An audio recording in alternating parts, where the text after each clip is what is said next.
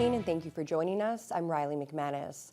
A terrifying moment at the Boston Pizza on Arthur Street when a pickup truck came crashing through the wall this afternoon. Emergency crews were on scene following the incident and reported fortunately there were only minor injuries to the driver, who was extracted and treated by firefighters. Pedestrians on scene at the time said the vehicle reversed from the McDonald's parking lot right into the restaurant's dining room. Boston Pizza posted to social media saying the Arthur Street location is temporarily closed, but they will be open tomorrow for deliveries. The scene is still under investigation. We'll have more information available on tomorrow's NewsHour. A new era of policing begins in Thunder Bay tomorrow, as Darcy Fleury will officially be sworn in as police chief. Fleury arrived in Thunder Bay last month, spending that time to learn more about the unique aspects of policing in Thunder Bay. Fleury will be taking over from current Chief Dan Taddeo, who took on the acting role last year, after the suspension of Sylvie Hoth regarding serious allegations of misconduct. Fleury says he's learned a lot during his short time in Thunder Bay and believes police leadership have prepared him for tomorrow's change of command ceremony. Where we are right now, where we're going, and an overall feel for what's happening in the department. Some of the internal struggles that we have there, some of the pieces that we want to get out to the community and really work with the community and with the city, of course. I've met with them a couple of times now. We need to build on those community relationships and really work hard to establish the program that we wanted, which is community engagement and involvement, and really focus on the hardcore enforcement pieces that we need to do. So I'm in a good spot. I'm in a really good place. They've taught me well. The change of command ceremony is scheduled for tomorrow afternoon at the Delta Hotel.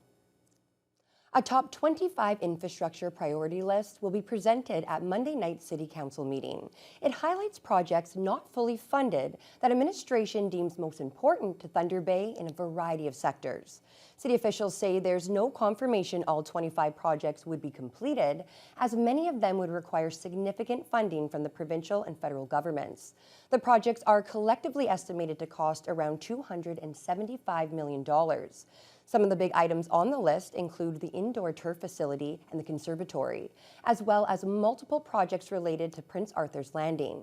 City Manager Norm Gale says this shouldn't be a surprise, considering the potential the area along the waterfront has.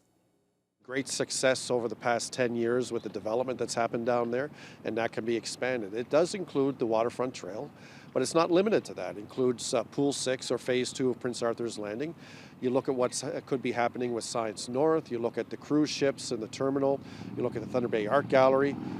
There's incredible, amazing potential there. Gale says higher levels of government do consider these types of lists when deciding where to allocate funding. The Nipigon District Memorial Hospital is facing a shortage of nurses, putting a strain on both staff and the bottom line. They're pinning their hopes on an innovative new program through Confederation College, but that program is no sure thing. Lee Noonan has more.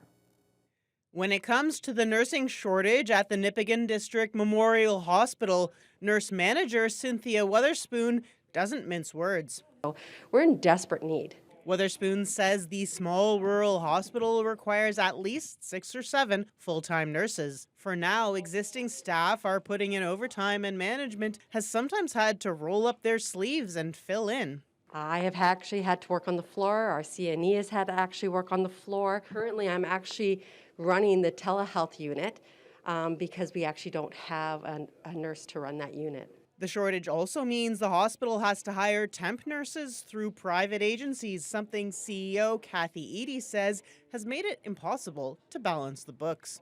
Not only is salary costing them 2 to 4 times as much for an agency nurse, but the hospital sometimes incurs other expenses like housing. I mean, there's not much we can do because we need agency nurses. One of the things is recruiting local and trying to, have our staff 100% local versus having to use agency. Of course, that raises the question of where to find local nurses. Edie is hoping that Confederation College has the answer. Their practical nursing program offers on-site training, allowing students to stay home and learn at the hospital. I come from Chapleau. If they would have offered nursing in Chapleau, I would have stayed in Chapleau. And I'd probably still be in Chapleau, right? So what a recruitment thing if we can get it. The issue is that to run the 2-year diploma program in Nipigon, there need to be at least 6 local applicants. Otherwise, students would be placed in a different North Shore hospital. But Edie is hopeful that the program will attract local men and women who might not otherwise have studied nursing. It used to be you'd move your whole family into Thunder Bay and you know, at great cost and a lot of change. Now you can have that education here in Nipigon. I think it's a great opportunity for someone, and there's funding from the government for your training. Life has never been this good. The hospital is very optimistic that if they can get the program up and running here, it'll make a big difference to their staffing challenges. Lee Noonan, TBT News. For the very first time, the town of Marathon will be holding a Pride Parade this June. Marathon's fledgling Pride group is organizing the event. The small group of local LGBTQ2S advocates and allies have only met twice, but holding a parade was their first priority. Marathon Pride co-founder Ray Taylor says that as a young person, it felt scary to be out in town and found they needed to move away to find a sense of community. The idea to hold a Pride Parade came as they realized there's still queer and trans youth in town who might feel that same isolation.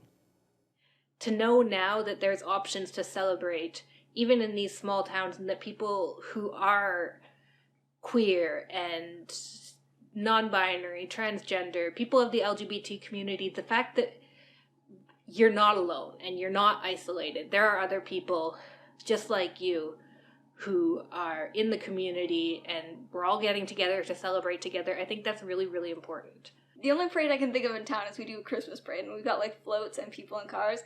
So I guess what I'm imagining is a bunch of people in their cars and their trucks with their nice rainbow flags, maybe decorated, decked out, and we're like maybe with their face paint on, their pride outfits on, sort of just going around cheering, maybe music, I don't know.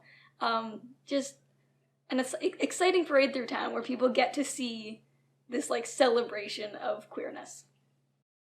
Marathon has held a Pride flag raising for the past several years, and the Pride Committee members say they've gotten overwhelming support from Town Hall and the community at large. The parade will take place on June 25th. Anyone interested in getting involved are encouraged to join the Marathon Pride Facebook group. It's a day to celebrate those who give so much but ask for nothing in return. A Mother's Day brunch was held today at the Valhalla Hotel, with dozens of mums and their kids there to share the special day. Jess Clement reports.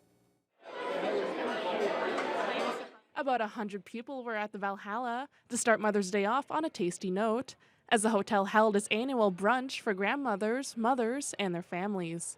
The room was full of smiling faces as attendees were able to enjoy all their breakfast and brunch favorites, while also celebrating all the moms in their lives.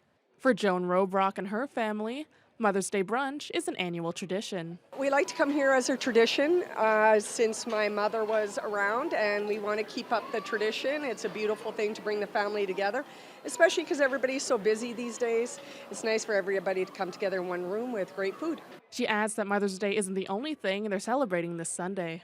Well, right now my son Curtis just graduated from university, so it's nice for us to get together and celebrate that as well. His graduation will be on the 26th, so everybody gets to congratulate him and be together. The Valhalla Mother's Day brunch is also a tradition for Dana Deuce and her family. So every year on Mother's Day we love coming to this brunch. It's so good. Just eating lots of good food, and I love doing this so moms can relax and enjoy food and enjoy their Mother's Day with their families. And like many other moms that attended, brunch was just their first stop of the day. We'll probably go outside. It's a beautiful day, go to the park or something like that, and that's about it. We'll go for a walk. A walk, yeah. Yes, a walk. Dana's daughter, Brooklyn, adds that she's happy to be able to celebrate Mother's Day with her mom. It's good. What's your favorite thing about your mom? That she's nice and kind. Jessica Clement, TBT News.